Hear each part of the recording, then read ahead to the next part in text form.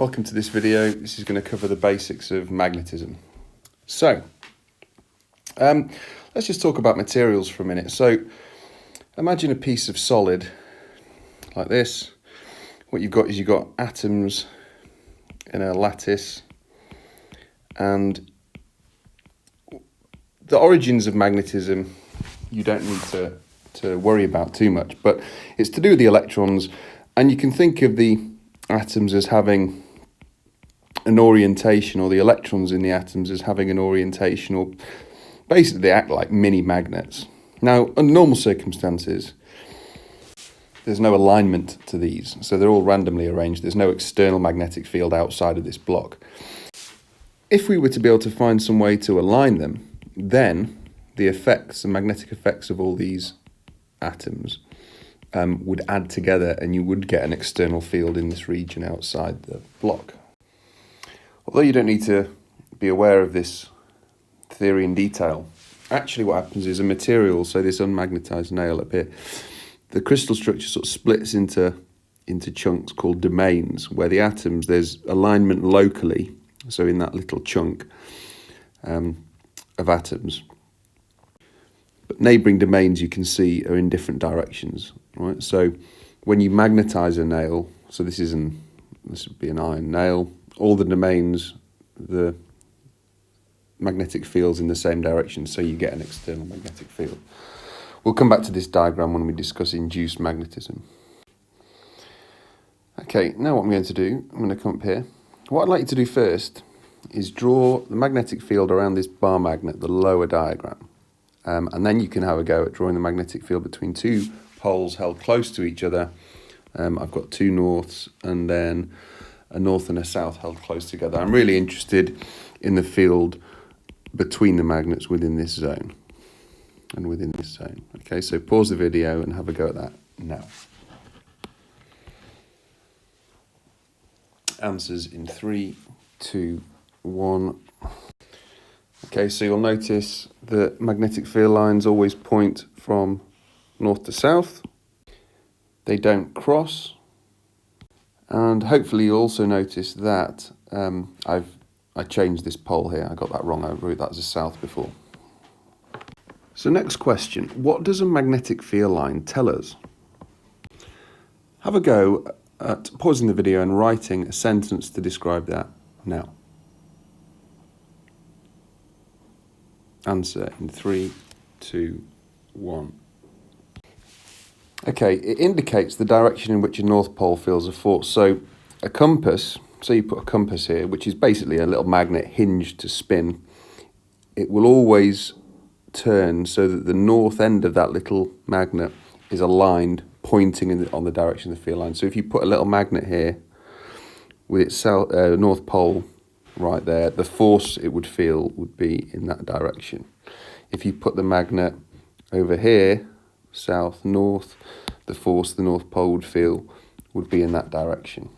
If you put the south pole at that point, it would feel a force in the opposite direction, towards the north pole. So remember, magnetic field lines indicate the direction in which a north pole will experience a force. We can use that if we want to plot the field around a bar magnet, which you do by, one of the ways is, if you actually want to plot it, is to lay the magnet on a piece of paper and draw around it, and then place a compass at one corner. Okay, so let's start at this corner. The compass needle will point in something like that direction. You then take a pencil and put a dot. You then move the compass and then place it so that the south end, the other end of the needle, is on that dot, and then draw another dot, and you repeat this process, plotting these dots. And what you find is, if you keep on doing this, you'll get a series of dots, which then you can join together using a pencil and a steady hand to plot a field line. You can then put the compass at a different location and start the process again. So this time you might get or plot something that looks more like this. Okay, but you'll get a different field line if you start at a different position. So then you might plot this field line north to south. Draw the arrow on. Remember, field lines always from north to south.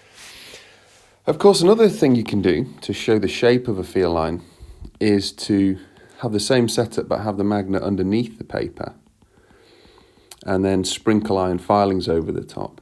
And then what happens is the iron filings end up aligning along the field line. It's difficult to draw, I'll do my best. But you get iron filings aligning. I'll try and include a video in my electromagnetism tutorial to show the behaviour of iron filings when they're in a magnetic field.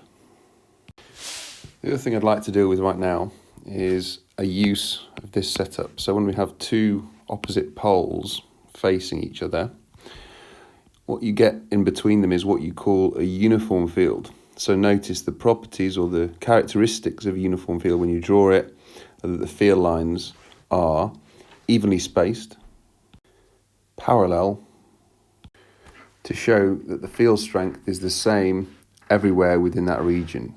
The spacing of the field lines indicates the strength. Hence the field, if we look back at this diagram over here, the field in this region, because the density of the field lines is larger, would be larger than, say, over here where the field lines have diverged, okay, and they're more spaced.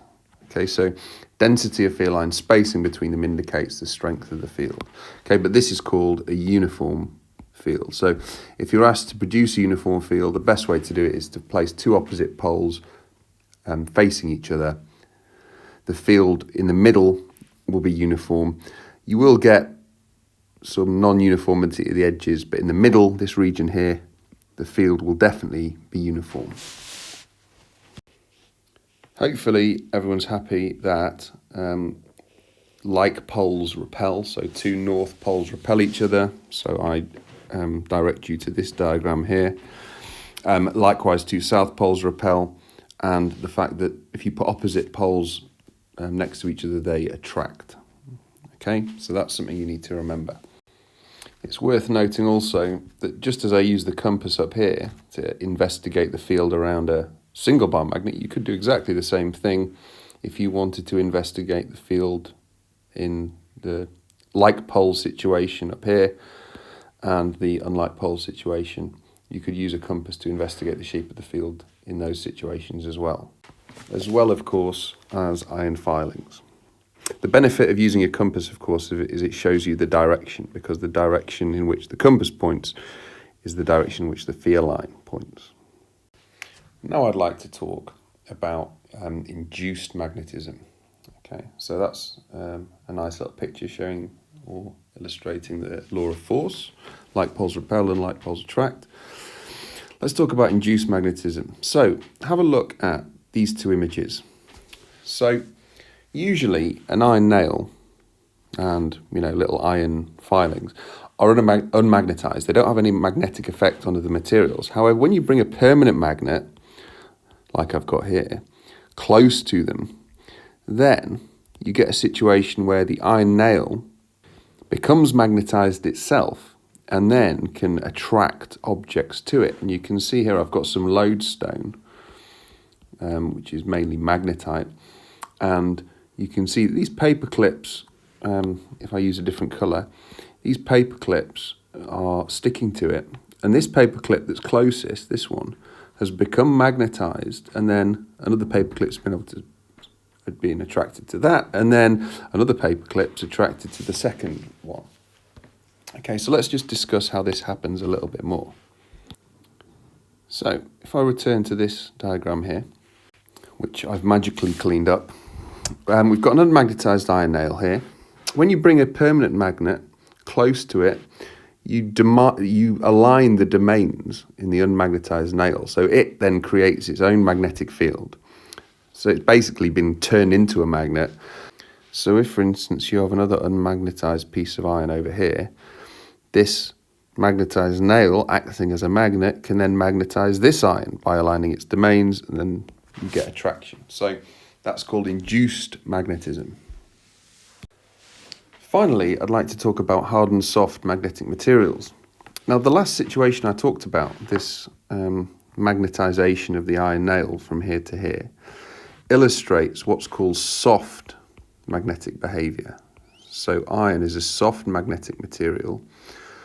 That means that it's both easy to magnetise, okay, it would be as simple as bringing a permanent magnet close to it, but it also means that once you remove the magnetised nail from the magnet, it will become unmagnetised again quickly or easily. You might well ask the question, what causes the domains to lose their orientation with respect to one another and become randomised again? There are three main methods by which you can unmagnetise an iron nail. They are heating, whereby the thermal motion of the atoms causes the domains to de-align. Using a demagnetizing coil, whereby you insert the magnetized object in the middle of a solenoid which has AC being passed through it, which then scrambles the domains again. And finally hammering, which involves applying a mechanical force to the nail, a sharp force, which then, again, that can cause some heating, but it also has the effect of scrambling and randomising the domains again, so the external field is removed. Soft magnetic materials then are good for applications where you need to be able to switch on and off a magnetic field easily. So electromagnets typically would use a soft magnetic material such as iron. The other type of magnetic material is a hard magnetic material. Now these behave in the opposite way. So they are hard to magnetize and retain their magnetism strongly, or are hard to demagnetize. So you want to use a hard magnetic material in something like a bar magnet or a permanent magnet, where you don't want it to lose its magnetism over time. That's the end of this video. We've covered everything we need to when it comes to basic magnetism. Next tutorial on this topic, topic 6, will be on electromagnetism. Thank you.